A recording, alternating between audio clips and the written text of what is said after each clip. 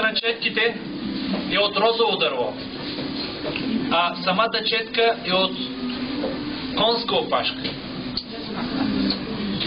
Виждаме как тя в момента нанася боята и след това с много такива интересни движения прави формите.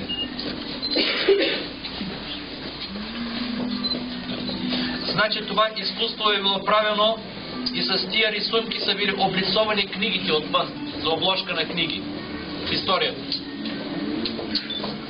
Вижте по какъв начин.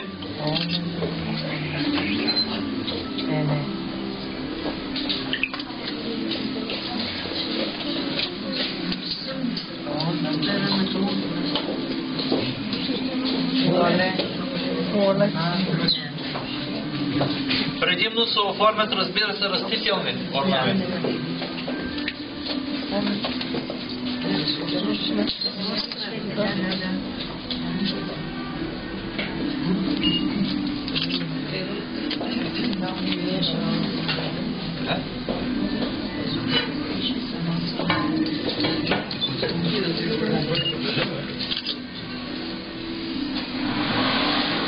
Много е след.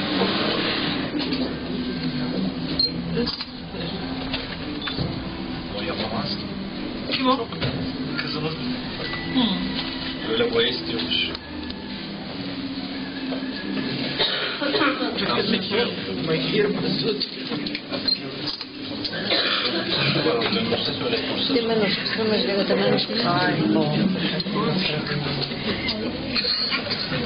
Виждате ли цветята, които се получиха?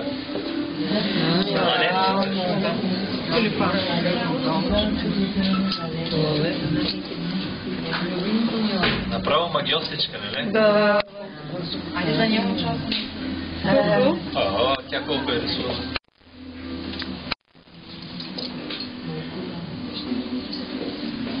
Предният път не съм ги водил тук. Къде е отчет?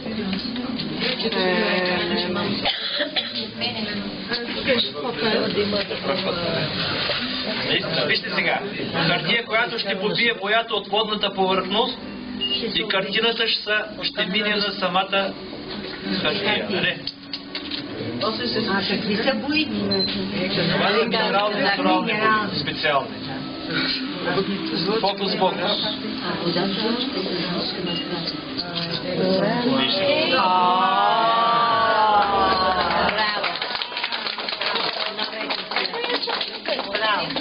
Много е красиво. Чудесно. Браво!